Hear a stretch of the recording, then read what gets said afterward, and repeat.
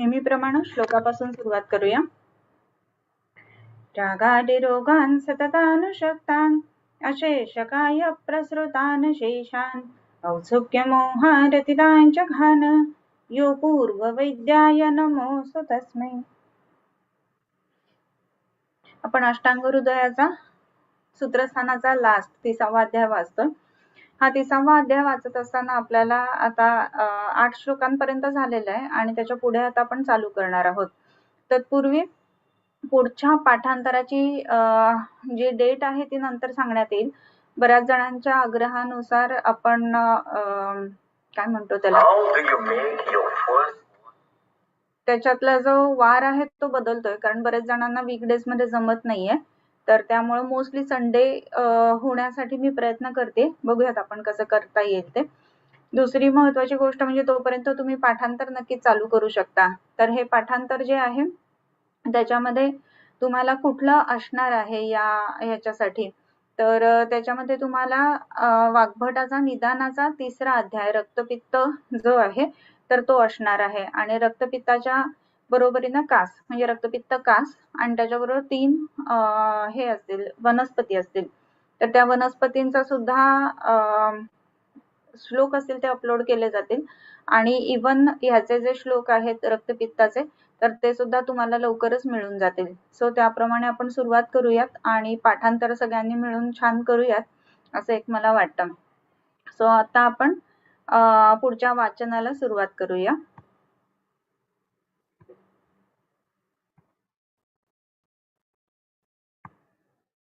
क्षारकर्म विधी वाचत असताना आपल्याला त्याच्यामध्ये 6-7 श्लोकांपर्यंत आपलं झालेलं आणि त्याच्यामध्ये आपण बघितलेलं होतं की देशे अल्पमांसे वृषण मेढ्र स्रोत नखांतरे वर्त्मरोगात ऋते अक्ष्णेश्च शीत वर्षा उष्ण दुर्दिने इथपर्यंत आपलं झालेलं होतं. त्याच्यानंतर आता हा क्षार बनवायचा कसा इथेपासून सुरुवात आहे. त्याच्यामध्ये कालमुष्कक शम्याक कदली पारिभद्रकान अश्वकर्ण महावृक्ष पलाश अस्फोट वृक्षकान इंद्रवृक्ष अर्कपूतिक नक्तमाल अश्वमारकान काकजंघाम अपामार्गम अग्निमंथाग्नितिल्वकान स आर्द्रान स मूल शाखादीन खंडश परिकल्पितान. हे जे 3 श्लोक म्हणजे 8, 9 आणि 10 हे जे श्लोक सांगितलेले आहेत तर या 8, 9, 10 मध्ये वेगवेगळ्या वनस्पती सांगितल्यात की क्षार बनवण्यासाठी कोणकोणत्या वनस्पती घ्यायच्या आहेत. तर कालमुष्कक शम्याक, शम्याक म्हणजे बहावा सगळ्यांनाच माहिती आहे. कालमुष्कक म्हणजे काळा मोखा म्हटलं जातं. त्याच्यानंतर कदली पारिभद्रकम, कदली आणि पारिभद्रक, पारिभद्रक म्हणजे देवदार किंवा पारिभद्र ज्याला म्हटलं जातं तो सुद्धा आपण घेऊ शकतो. त्याच्यानंतर अश्वकर्ण, अश्वकर्ण म्हणजे राळीचा जो वृक्ष असतो तो. त्याच्यानंतर महावृक्ष पलाश अस्फोट वृक्षकान, महावृक्ष जो आहे ना तर त्याला त्रिधारी निवडुंगला महावृक्ष असं म्हटलेलं आहे. त्याच्यानंतर पलाश आणि आस्फोत वृक्षकान, पलाश पळस, आस्फोत म्हणजे मंदार म्हणजे ज्याला आपण पांढरी रुई म्हणतो ती. त्याच्यानंतर अस्फोत वृक्षकान, इंद्र वृक्ष अर्कपूतिक, इंद्र इंद्रयव म्हणजे कुटज, इंद्र वृक्ष कुटजाचा वृक्ष, अर्क म्हणजे देवदार, पूतिक, पूतिक म्हणजे आपण ज्याला करंज म्हणतो, घाणेरा करंज, दुसरा म्हणजे करंज आणि घाणेरा करंज, पूतिक असं म्हटलं आता. त्याच्यानंतर नक्तमाल, नक्तमाल जो आहे तर त्याच्यामध्ये नक्तमाल हे ऍक्च्युअली शब्द जो आहे ना तर तो शम्याकासाठी सुद्धा वापरला जातो. पण आता इथे पुन्हा एकदा आलेला आहे आणि म्हणून नक्तमाल म्हणजे कण्हेर असं घेतलेलं, करंज असं घेतलेलं आहे नक्तमाल. त्याच्यानंतर अश्वमारक, अश्वमारक म्हणजे कण्हेर. त्याच्यानंतर काकजंघा अपामार्ग, काकजंघा अपामार्ग. त्याच्यानंतर अग्निमंथ, अग्निमंथ म्हणजे ज्याच्यावरती एकमेकांवरती लाकूड घासून अग्नी निर्माण केला जातो तर त्याला अग्निमंथ असं म्हणतात. आता अग्निमंथ असं म्हणत असताना ह्यालाच मराठीमध्ये ऐरण असं सुद्धा म्हटलं जातं. त्याच्यानंतर चित्रक, अग्निमंथ अग्नी आणि तिल्वक, अग्नी म्हणजे चित्रक आणि तिल्वक म्हणजे लोध्र. आता ह्या सगळ्याची ज्या वनस्पती सांगितलेल्या आहेत त्या काय करायच्या की स आर्द्रान स मूल शाखादीन, ह्याच्या सगळ्याच्या आर्द्र वनस्पती स मूल शाखादीन म्हणजे त्याचं मूळ, शाखा म्हणजे पंचांग घ्यायचं आणि खंडशः परिकल्पितन म्हणजे त्याचे बारीक बारीक तुकडे करायचे आहेत. त्याच्यानंतर काय करायचंय तर कोशातकी चतस्रश्च म्हणजे 4 कोशातकी म्हणजे कडू दोडका किंवा कडू कोशातकी ज्याला म्हटलं जातं ते, त्याच्यानंतर घोसाळ, देवडांगरी आणि कटुतुंबी याला 4 कोशातकी असं म्हटलं जातं.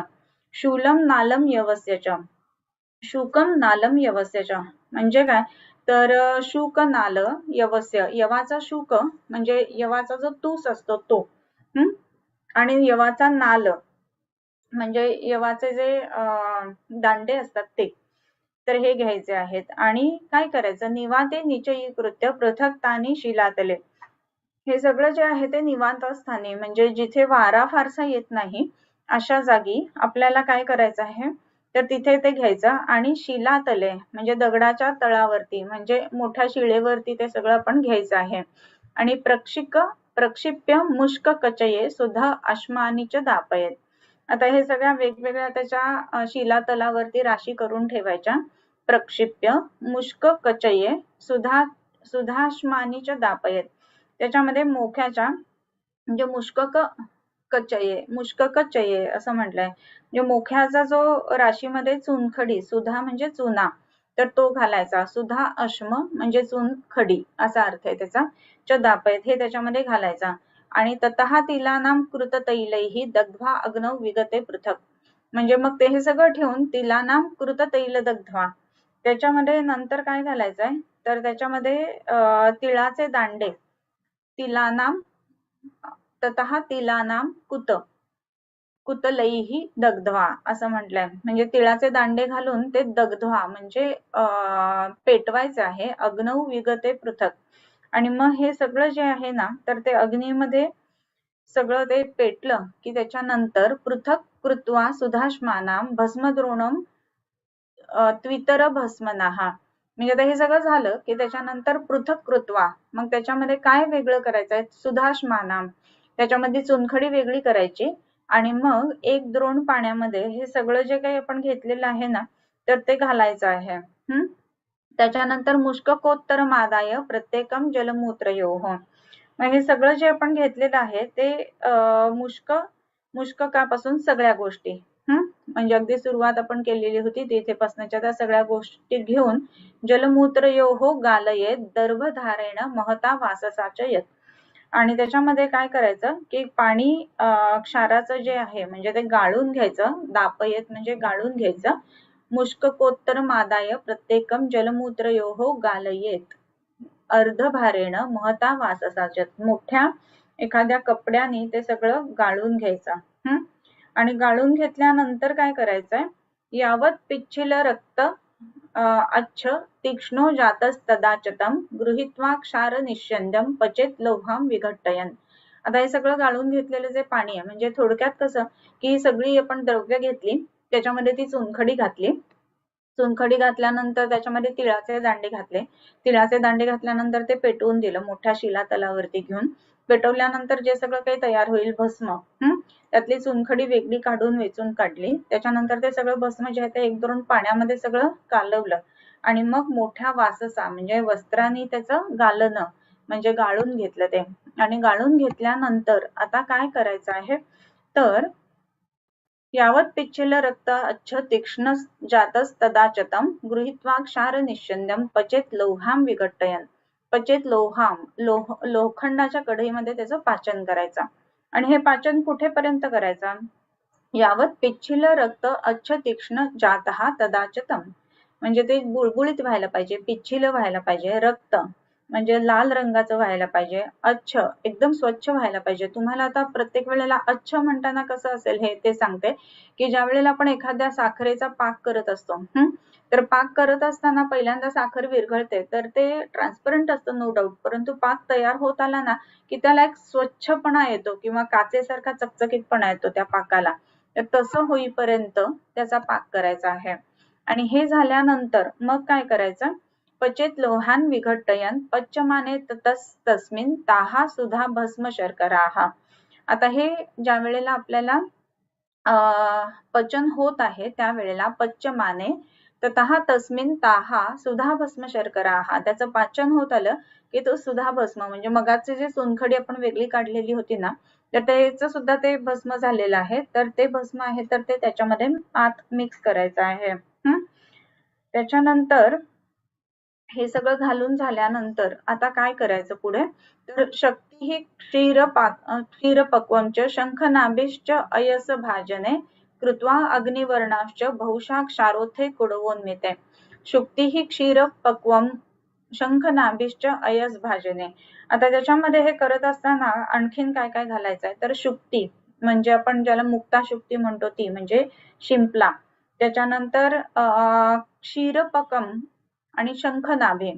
क्षीरपक म्हणजे खडू असं म्हटलं जातं आणि त्याच्यानंतर शंखनाभी म्हणजे कुठल्याही शंखाची जी नाभी आहे तर ती. ते अयस भाजने कृत्वा अग्निवर्णम बहुशः क्षारोथे कुडवोन्मिते. अयस भाजन म्हणजे लोखंडाच्या भांड्यामध्ये घ्यायचं आहे, ते एकदम अग्निवर्ण म्हणजे खूप जास्त तापवायचंय आणि बहुशः क्षारोथे कुडवोन्मिते. ते पुन्हा पुन्हा लाल करून घ्यायचं आणि त्याच्या पाण्यामध्ये ते क्षाराचं जे जल आहे ना त्याच्यामध्ये ते बुडवायचं आणि मग ते सतत बुडवल्यानंतर काय होईल तर त्याला ठिसूळपणा येईल आणि निर्वाप्य पिष्ट्वा ते नैव प्रतिवापम विनिक्षिपेत. पुन्हा पुन्हा ते जेव्हा आपण त्या क्षारोदकामध्ये बुडवू, अयस भाजने क्षारोथे कुडवोन्मिते निर्वाप्य पिष्ट्वा तेनैव प्रतिवापम विनिक्षिपेत. पुन्हा पुन्हा ते बुडवायचं आणि मग ते सगळं जे आहे ना तर ते त्या क्षारोदकामध्ये घालायचं विनिक्षिपेत. श्लक्ष्णम शकृत दक्ष शिखी गृध्र कंक कपोतजम चतुष्पात पक्षी पित्ता आलमनोभा लवणानि च परितस्तुतराम चातो दर्व्याम तम अवघट्टयत. आणखीन त्याच्यामध्ये काय काय घालायचं आहे ते सांगतात.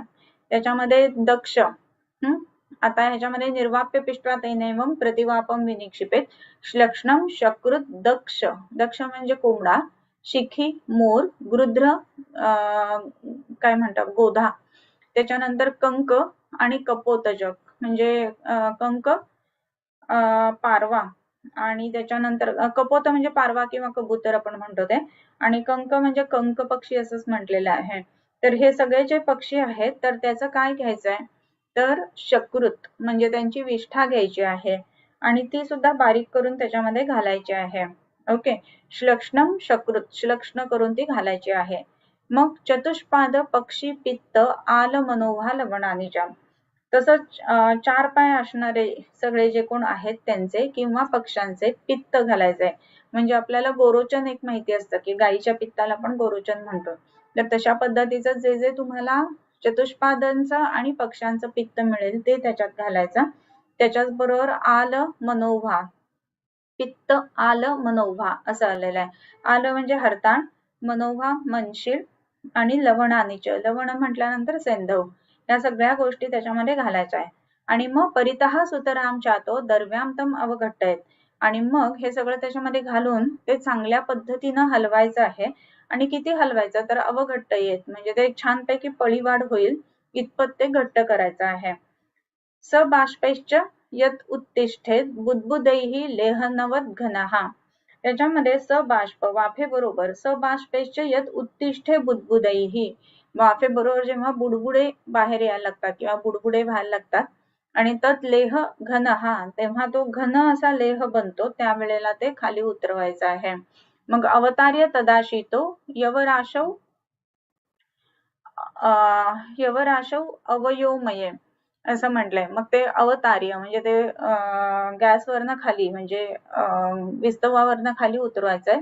शीत झाल्यानंतर मग ते काय करायचं तर यवराशीमध्ये ते ठेवायचं आहे. आणि शीतो यवराशौ अवयोमये असं म्हटलंय.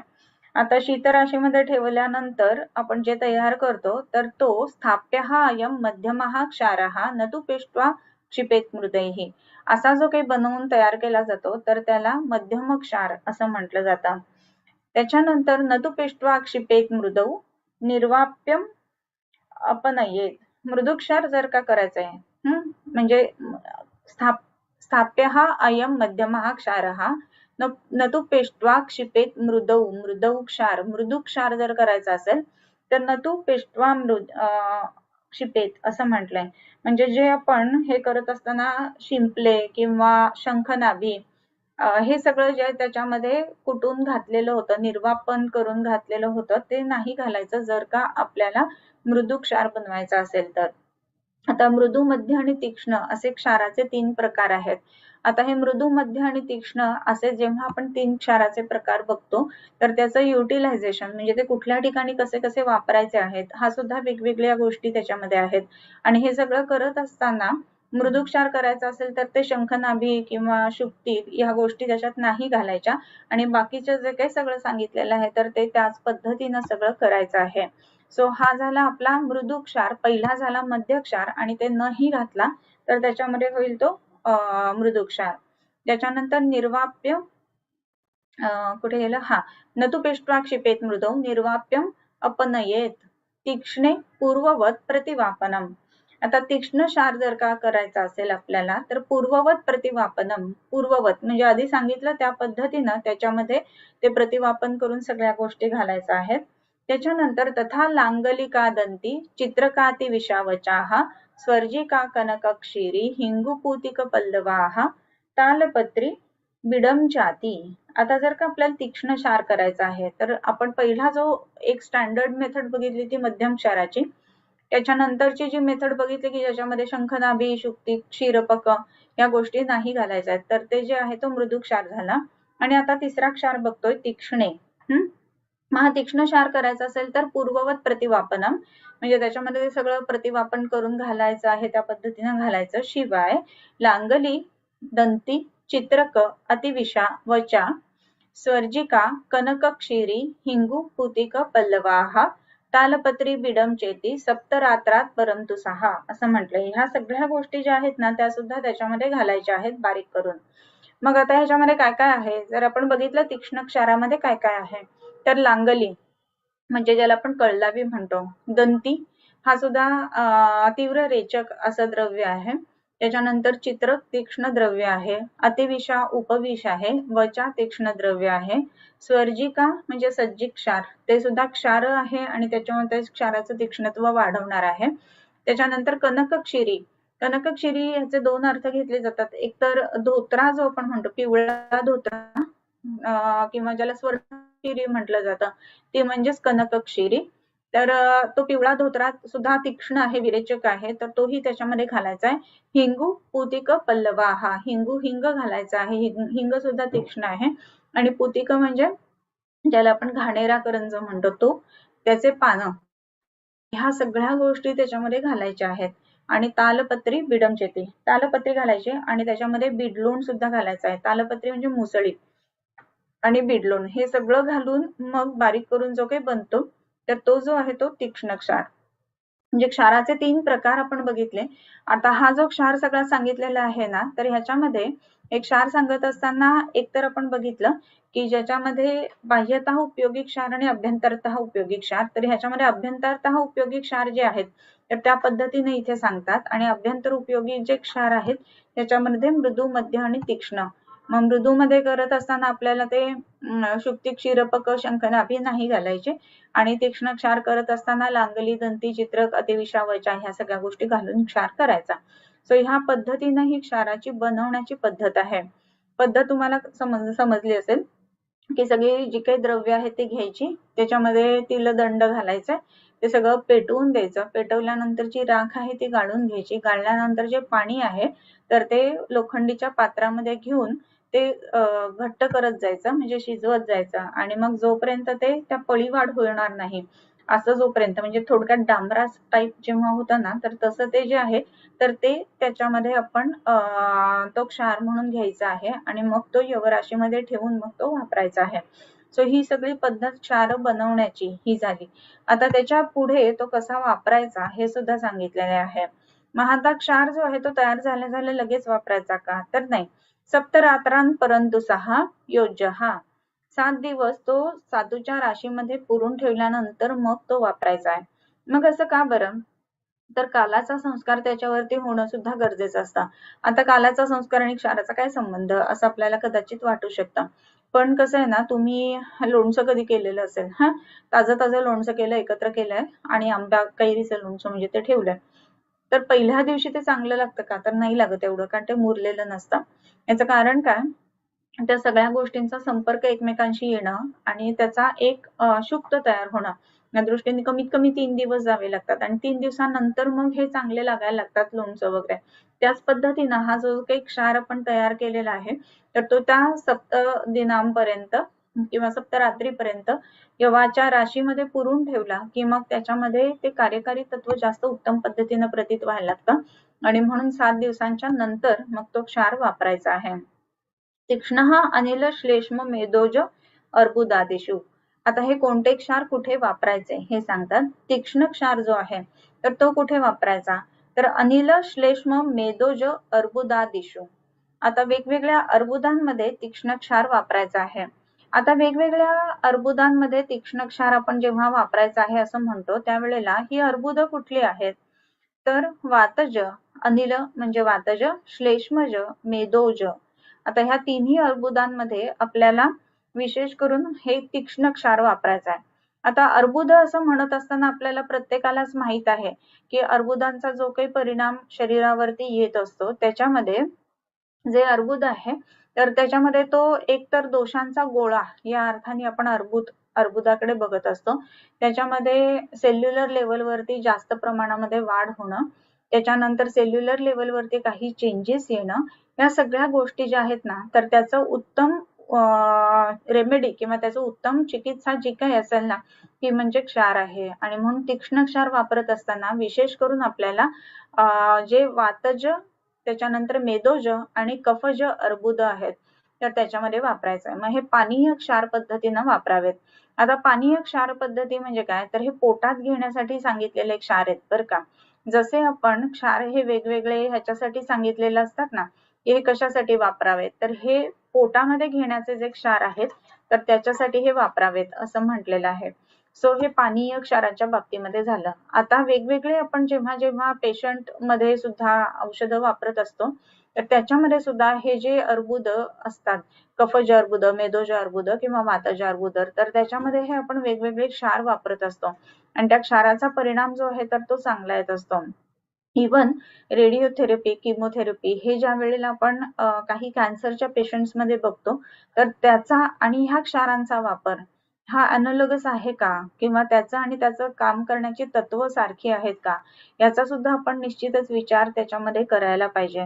बऱ्याच वेळेला असं दिसून येतं की क्षरण करणं हे क्षाराचं महत्वाचं कार्य आहे, बरोबर. आता क्षरण करणं हे जर क्षाराचं काम महत्वाचं असेल तर तिथे जी बेसुमार वाढ होते किंवा तिथे जो दोषांचा गोळा तयार झालेला आहे तर त्याचं क्षरण म्हणजे ते कापून टाकणं किंवा केमिकल कॉटरी ज्याला म्हणून त्या पद्धतीचा जो परिणाम आहे तो ह्या क्षारांचा येत असतो, पानीय क्षारांचा येत असतो. आणि म्हणून तीक्ष्ण क्षार हे विशेष करून कशामध्ये, तर अनिल श्लेष्म मेदोज अर्बुदादिषु असं म्हटलेलं आहे. त्याच्यानंतर मध्यम क्षार कोणामध्ये वापरायचे ते सांगतात.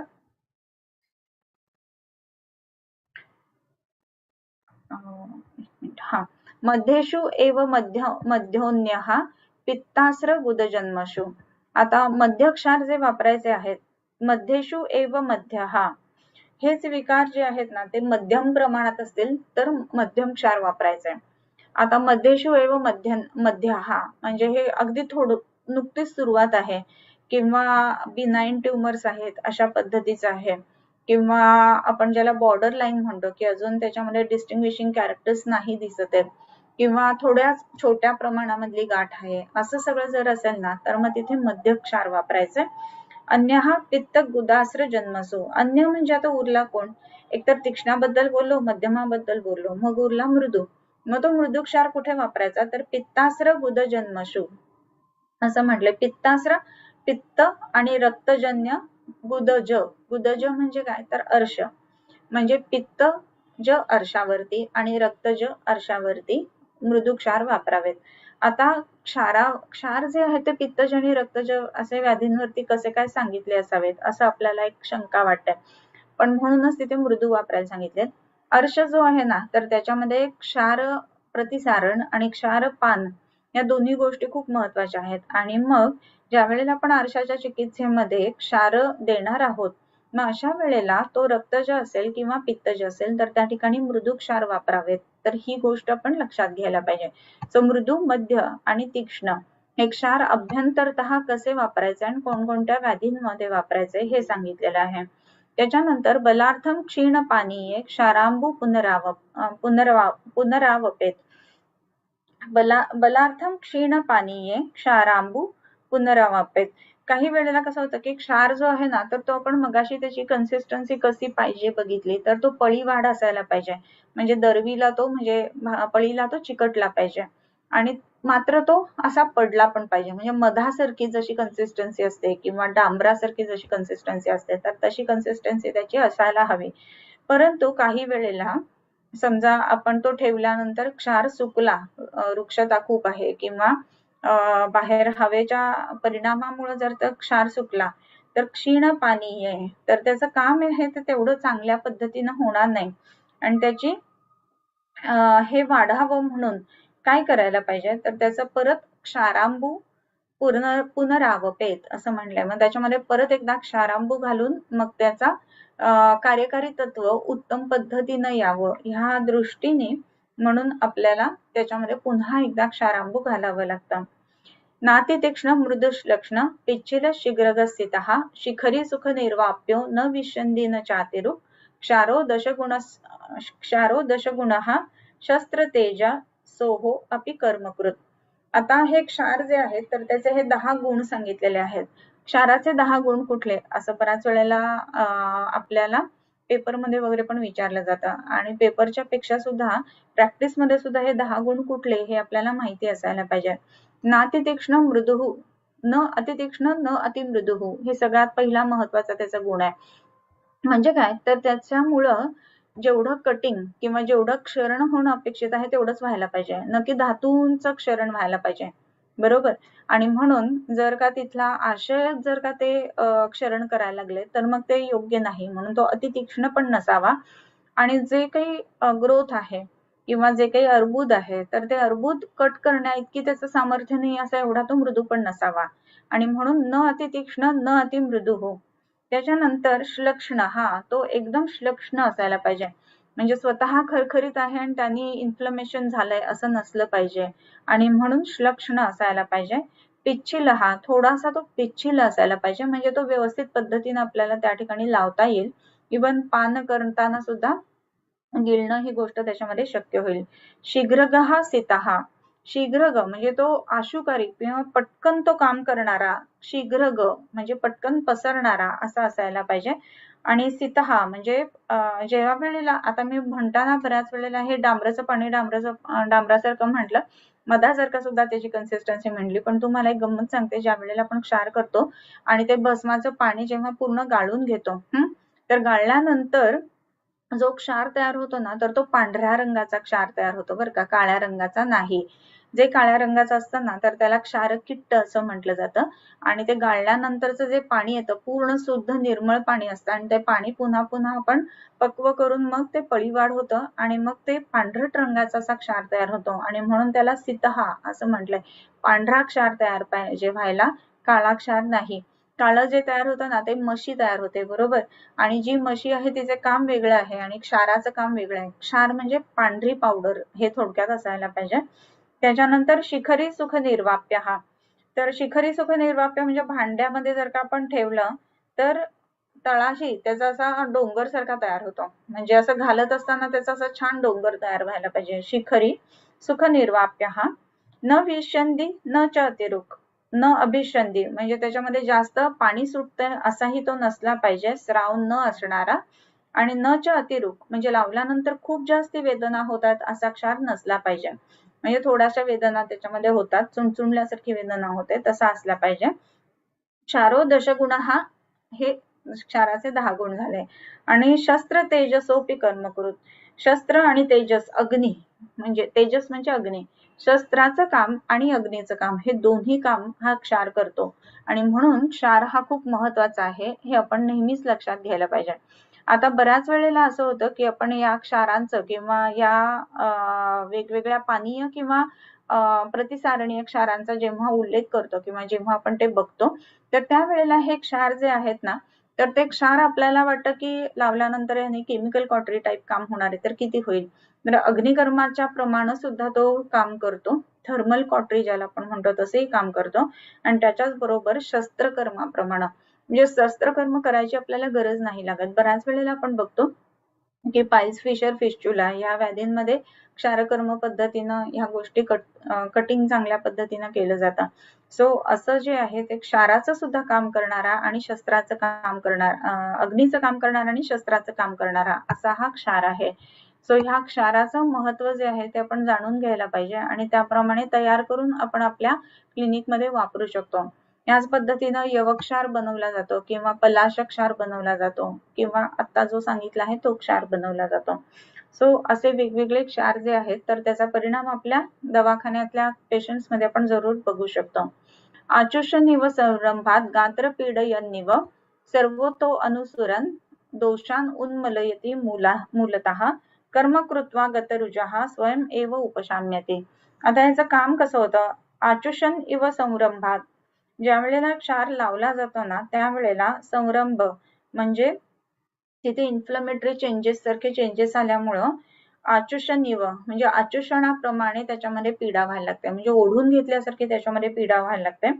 आणि शिवाय काय तर अवपीडयन्निव म्हणजे तिथे कोणीतरी दाबतंय किंवा तिथे काहीतरी घडतंय ह्या पद्धतीचं तिथे पीडा पहिल्यांदा उत्पन्न होते.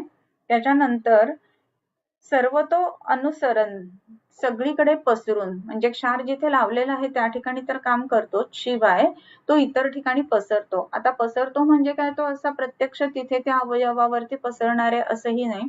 कदाचित तो ब्लड वेसल्स मधनं ऍब्सॉर्ब होऊन किंवा ब्लड वेसल्स किंवा लिम्फॅटिक्स मधनं बाकीच्या ठिकाणी जातो आणि मग तिकडे पसरून काय करतो, सर्वतः अनुसरण दोषान उन्मूलयति मूलतः, दोषांना उन्मूलयति म्हणजे दोषांना उखडून टाकतो, म्हणजे मुळासकट उखडून टाकतो. मूलतः उन्मूलयति.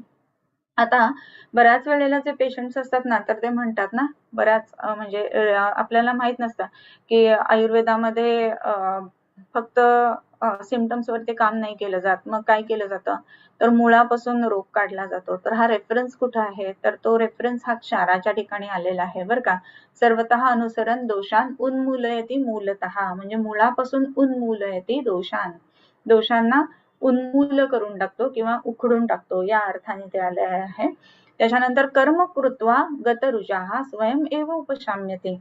त्याचं काम झालं की गतरुजाः मग वेदना हळूहळू कमी येते, म्हणजे तिथलं जे काही क्षरण करायचं आहे ते क्षरण झालं की मग स्वयं एव उपशाम्यते स्वतःच तो शमन पावतो किंवा शांत होतो. तर असा हा जो क्षार आहे ना तर तो खूप महत्वाचा आहे, हे आपण नेहमीच लक्षात घ्यायला पाहिजे. त्याच्यानंतर क्षारसध्ये गते छिन्ने लिखिते स्रविते अथवा क्षारम शलाकया दत्वा प्लोत प्रावृत देहया मात्रा शतम उपेक्षेत. आता हे लावत असताना आता कर्म किंवा कर्मविधी कसा आहे ह्या क्षाराचा, तर क्षार साध्ये गते छिन्ने लिखिते स्राविते अथवा क्षारम शलाकया दत्वा प्लोत प्रावृत देहया. क्षार साध्य, आता क्षार ज्यांना ज्यांना लावायचं आहे अशा क्षारसाध्य व्याधींमध्ये गदे छिन्ने लिखिते स्रावते अथवा म्हणजे अशा व्याधींमध्ये छिन्न केलं म्हणजे एखादी गोष्ट कट केली, लिखित लेखन केलं किंवा श्रावण केलं, असं केल्यानंतर क्षारम शलाकया दत्वा शलाकेने त्याच्या ठिकाणी क्षार लावायचा आणि क्षार लावल्यानंतर प्लोत प्रावृत देहया, प्लोत म्हणजे आपण गॉज ज्याला म्हणू आजकालच्या भाषेमध्ये म्हणजे गॉज पट्टी, तर ती त्याच्यावरती ठेवून द्यायची आणि मात्रा शतम उपेक्षेत 100 मात्रा उपेक्षा करावी. उपेक्षा करावी म्हणजे वेट अँड वॉच. उपेक्षा करावी म्हणजे दुर्लक्ष करावं असा अर्थ नव्हे, वेट अँड वॉच करावं म्हणजे किती वेळ तो क्षार ठेवायला हवाय. तर ज्या वेळेला आपल्याला क्षार लावायचा आहे तर त्या ठिकाणी आपल्याला काय करायचंय, तर पहिले एकतर श्रावण करायचंय किंवा प्रच्छान कर्म करायचंय किंवा त्या ठिकाणी छिन्न करायचंय, एखादी गोष्ट आहे ती कट करून टाकायची. कट केल्यानंतर तिथे क्षार लावायचा, क्षार लावल्यानंतर प्लोत ठेवायचा, प्लोट ठेवल्यानंतर तिथे मात्रा शतम उपेक्षेत 100 मात्रापर्यंत शांतपणे आपण वाट पाहायची, वेट अँड वॉच करायचं, काय काय लक्षण येतात ती नोट डाऊन करून ठेवायची. आणि हे केल्यानंतर मग आपल्याला काय करायचंय, मात्रा शतम उपेक्षेत तत्र अर्श स्वावृताननम मग हस्तेन यंत्रम कुर्वीत. आता हे जेव्हा सांगतायत तर त्यावेळेला अर्शावरती लावलेला असं सांगतात. आणि म्हणून तत्र अर्शः स्व आवृत आननम म्हणजे ज्या वेळेला आपण अर्शावरती हा क्षार लावलेला आहे त्यावेळेला त्या यंत्रावरती त्याचं तोंड ठेवून तो अर्श झाकावा. म्हणजे काय तर यंत्र जे काही दिलेलं म्हणजे आपण अर्शयंत्र बघतो, अर्शयंत्राने क्षार लावले जातात. अर्शयंत्र कसं असतं तर सर्क्युलर असतं, ते आत टाकल्यानंतर अर्श त्याच्यातनं पिपिन होत असतो आणि हा जो पिपिन झालेला अर्श आहे त्याला आपण क्षार लावलेला आहे. आणि असं केल्यानंतर मग ते यंत्र आहे तर त्याच्यावरती म्हणजे हात ठेवून ते बंद करून घ्यायचं आणि मग त्याच्यावरती आपण ते प्लोत ठेवलेलं आहे. आता हे अर्शाच्या बाबतीमध्ये सांगितलं. त्याच्यानंतर अजून कुठे कुठे आपल्याला या पद्धतीनं अर्शावरती किंवा अजून कुठे कुठे लावायचं आहे तर वर्त्मरोगेषु वर्त्मनी निर्भुज्य पिचुना आच्छाद्य कृष्ण भागम विनिक्षिपेत पद्मपत्र तनु क्षारलेपहा. आता ज्या वेळेला पापण्यांच्या रोगांवर वर्त्मरोगेषु असं जेव्हा आपण हे लावणार आहोत, वर्त्म म्हणजे काय तर पापण्या. आपल्याला माहिती आहे की वर्त्ममंडल, त्याच्या बाहेर आहे पक्ष्ममंडल, त्याच्यानंतर आतमध्ये श्वेतमंडल, त्याच्यानंतर कृष्णमंडल. मग ह्या पद्धतीनं जिथे आपण पापण्यांचे काही रोग असताना तिथे जर लावणार असो, त्याच्यामध्ये अंजन नामिका आहे किंवा इतर कुठले रोग आहेत, तर असं ज्या वेळेला वर्त्म रोगांमध्ये आपण हे क्षार लावणार आहोत त्यावेळेला निर्भुज्य पिचुना आच्छाद्य कृष्ण भागम विनिक्षिपेत.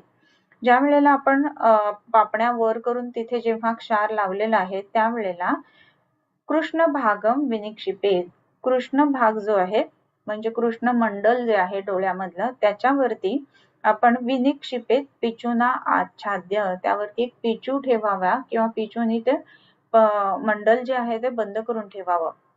ह्याचं कारण काय आहे, जर का कृष्ण मंडलाला चुकून जरी क्षार लागला तरी त्या ठिकाणी आपल्याला माहितीये की कॉर्नियल ओपेसिटी होण्याची शक्यता आहे आणि म्हणून तिथे क्षार लागू नये म्हणून पहिल्यांदा दक्षता घेऊन मग वर्त्म रोगांमध्ये क्षार लावायचा आहे.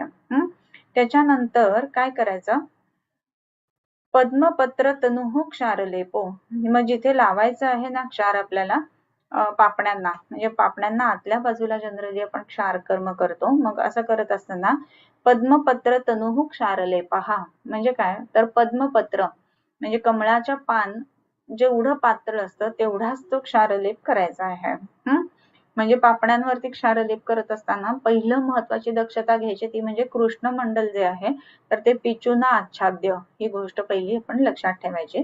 आणि मग पिचुना आच्छाद्य असं करून मग तो क्षार लावायचा आहे जेव्हा आपण तो पापण्यांवरती वर्त्मरोगांवरती लावतोय. आणि हे वर्त्मरोगांवरती जेव्हा क्षार लावतो त्यावेळेला आपण काय करायचं आहे तर कमलपत्राप्रमाणे इतका तनू तेवढाच आपल्याला फक्त क्षार त्याच्यावरती लावायचा आहे. सो या गोष्टी आपण वर्त्म मंडलाच्या बाबतीमध्ये बघितल्या. आता पहिलं बघितलं आपण की अर्शावरती क्षार लावत असताना, त्यानंतर वर्त्म मंडलावरती क्षार लावत असताना, त्याच्यानंतर आता जे सांगितलेलं आहे त्याच्यामध्ये घ्राणार्बुदेषुच प्रत्यादित्यम निषण्णस्य समुन्नम्य अग्र नासिकाम मात्रां विधार्यः 50. आता मात्रां विधार्यः 50, 50 म्हणजे 50 मात्रांप्रमाणे किंवा 50 मात्रांपर्यंत उपेक्षा करावी म्हणजे वेट अँड वॉच करावं किंवा विधारण करावं क्षाराचं. आता घ्राणार्बुदेषुच, घ्राण अर्बुदामध्ये लावत असताना, घ्राणार्बुद आपण बघतो मग त्याच्यामध्ये इतर वेगवेगळे व्याधी सांगितलेले आहेत जसं की दीप्त म्हणून व्याधी सांगितलेलं आहे किंवा अर्बुद घ्राणाच्या ठिकाणी जर असेल तर, किंवा आजकालच्या भाषेमध्ये आपण ज्याला हायपरट्रॉफी टर्बिनेट्स म्हणतो तर असं जर असेल तरी सुद्धा आपल्याला क्षारकर्म करता येतं. नासार्श जर असतील, नेझल पॉलिप्स असतील तर त्याच्यामध्ये सुद्धा आपल्याला क्षारकर्म करता येत असतं. मग असं जर का करायचं असेल तर त्याच्या ठिकाणी क्षार लावत असताना प्रत्यादित्यम निषण्णस्य, प्रति आदित्य म्हणजे सूर्याकडे तोंड करून, आदित्य सूर्य, सूर्याप्रती तोंड करून बसायचं आहे म्हणजे पूर्वेकडे थोडक्यात म्हणजे. आणि मग निषण्णस्य समुन्नम अग्र नासिकाम, नासिकेचा अग्र म्हणजे नाकाचं जे टोक आहे तर ते वरती करून मग काय करायचं, क्षार लावायचा. तो क्षार किती लावायचा, मगाशी सांगितलं इतकाच, कमळाच्या पाना इतका पातळ क्षार लावायचा आणि तो लेप करून मग किती वेळ थांबायचं, तर मात्रा विधार्य हा 50 मात्रापर्यंत थांबायचं. 50 मात्रा म्हणजे 50 आकडे मोजेपर्यंत. आणि मग तो क्षार काढायचा आहे. आणि मग त्याच्यानंतर परत आपण काही दिवसांनी जर गरज असेल तर रिपीट करू शकतो. सो या पद्धतीनं ते क्षारकर्म आपल्याला त्या ठिकाणी करायचं आहे. म्हणजे हा लेप किंवा प्रतिसारणीय क्षार हे सांगितला, तिसरी पद्धत लावण्याची. त्याच्यानंतरचं जे सांगितलेलं आहे त्याच्यामध्ये मात्रा विधार्य हा 50, एक मिनिट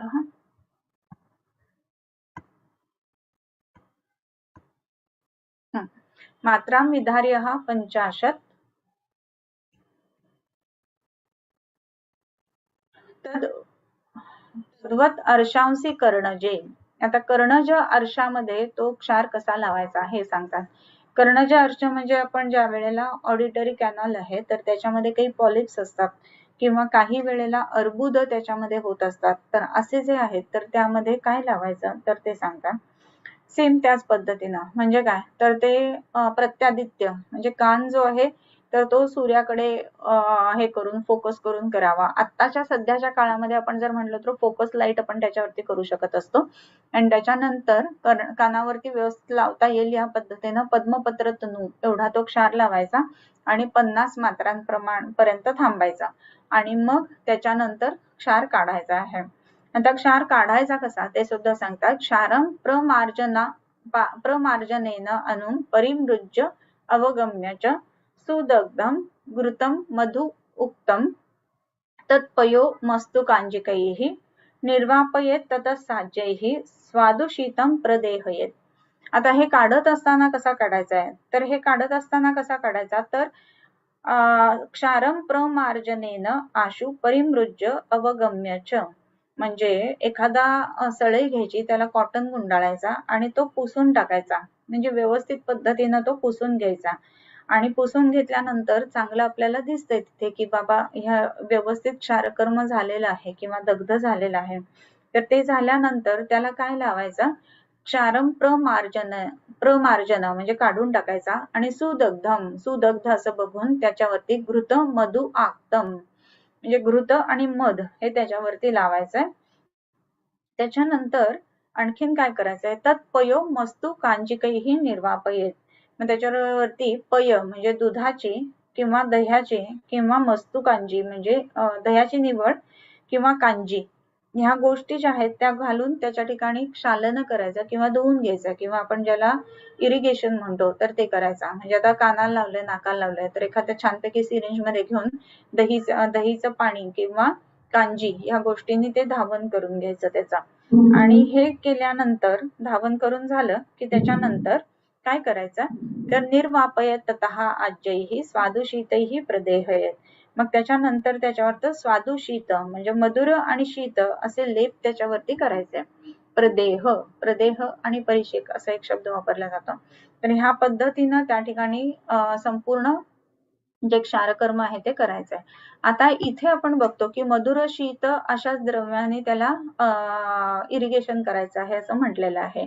मग हे इरिगेशन करत असताना मधुर शीतच का बरं, आपण घेतलाय पुसून तर मग छानपैकी त्याला दूध ते काय मध आणि तूप लावलेलं आहे. मग त्याच्यानंतर जेव्हा आपण मधुर द्रव्याने ते करतो ना तर त्यावेळेला किंवा कांजीने करतो तर असं करतो तर ते कांजीने केल्यानंतर कांजी प्लस क्षार किंवा कुठलंही अम्लद्रव्य प्लस क्षार, कारण त्यांनी काय काय दिलेलं आहे, दह्याचं दूध किंवा दह्याची निवड किंवा कांजी हे तिन्ही जर पदार्थ बघितले तर आमटण किंवा आंबट होणारे असे आहेत. तर आंबट प्लस क्षार या दोन गोष्टी एकत्र आल्या ना तर क्षार हा मधुरी भवती. मग त्याचा पीएच जो आहे तो नॉर्मल यायला लागतो किंवा ज्याला आपण न्यूट्रलाइज होतं तर तसं व्हायला लागतं. आणि म्हणून ते न्यूट्रलाइज करण्यासाठी म्हणून पहिल्यांदा इरिगेशन किंवा त्याचं धावन जे आहे ते कांजीने किंवा आंबट दह्याच्या पाण्याने करून घ्यायचं. आणि हे करून झाल्यानंतर मग तिथे मधुर आणि शीत असे प्रदेह लेप लावायचे, म्हणजे त्याचा दाह जो आहे ना तर तो तेवढा जाणवणार नाही. ओके, सो या पद्धतीनं हे क्षारकर्म करायचं आहे. आपल्याला असं वाटतं की हे काय केलं जातं का, तर बऱ्याच ठिकाणी आपल्या सुद्धा क्लिनिकमध्ये आपण करत असतो क्षारकर्म किंवा त्वक अर्श वगैरे असतात ना तर त्याला सुद्धा ते क्षारकर्म किंवा त्यांनी बांधणं क्षारसूत्र बांधणं हा सुद्धा प्रकार त्याच्यामध्ये आपल्याला करता येत असतो. आणि त्याला काही विशेष वेगळी अनेस्थेटिक एजंट वगैरे ही करण्याची गरज नसते. त्याच्यानंतर निर्वापयेत ततस्साज्यैः स्वादुषितैः प्रदेहयेत अभिषंदिनी भोज्यानी क्लेदनाय च. आणि मग हे करत असताना त्याला काय द्यायचं खायला, तर अभिषंदिनी भोज्यानी, अभिषंद करणारी अशी भोजन त्याला द्यायची, किंवा क्लेदन करण्यासाठीची अशी भोजन त्याला द्यायची. सो ह्या गोष्टी करत असताना तिथे वृक्षता जास्ती येऊ नये किंवा तिथे अगदीच कॉन्ट्रॅक्चर सारखं होऊ नये ह्या दृष्टीने अभिषंदी असं खाणं त्याला द्यायला हवं असं म्हटलेलं आहे बरं का. म्हणजे काय, तर लवकर त्याचा स्राव होऊन जाण्यासाठी किंवा अभिषंदी पदार्थांचं सेवन करावं असं म्हटलेलं आहे. पुढचा एक श्लोक वाचूया आणि थांबूया आणि परत त्याच्यानंतर आपण नेक्स्ट सोमवारी भेटणार आहोत. ओके. आणि दुसरी एक महत्वाची गोष्ट म्हणजे आता हा 30वा अध्याय झाला की आपण निदान चालू करणार आहे आणि निदान जे आहे ते आपण हिंदी मध्ये घेणार आहे. बरेच जणांची हिंदीमध्ये घ्या असं म्हणून डिमांड आहे. सो त्या दृष्टीने यदीच स्थिर मूलत्वात् क्षारदग्धं न शीर्यते धान्याम्ल बीज यष्टाव तिलैरालय पयेत्ततः तिलकल्कस्य मधुको घृताक्ताव्रणरोपणः पक्वजंवासितं सन्नं सम्यक दग्धं विपर्यय. हे आपण नेक्स्ट टाइम बघूयात. सो आज आपलं 32व्या श्लोकापर्यंत झालेलं आहे. 33वा श्लोक जो आहे तो आपण नेक्स्ट टाइम बघूयात. ओके. किंबहुना तुमचे केले धर्म कीर्तन हे सिद्धी गेले तेथ माझे जेवरले पायिकपण आता विश्वात्मके देवे येणे भाग्यज्ञे तोषावे तोषोनी मज द्यावे पसाय दान हे जे खळांची व्यंकटी सांडव तया सत्कर्मी रती वाढो भूता परस्परे पडो मैत्र जीवांचे दुरितांचे तिमिर जावो विश्वस्वधर्म सूरे पाहो जो जे वांछील तो तेला हो प्राणिजात वर्षत सकळ मंगळी ईश्वर निष्ठांची मांदियाळी अनवरत भूमंडळी भेटतू भूता चला कल्पतरूंचे आरव चेतना चिंतामणींचे गाव बोलते जे अर्णव पियुषांचे चंद्रमे जे अलांछन मार्तंड जे तापहीन ते सर्वाही सदा सज्जन सोयरे होतो किंबहुना सर्व सुखी पूर्ण होणे तिही लोकी भजिजो आदि पुरुखी अखंडित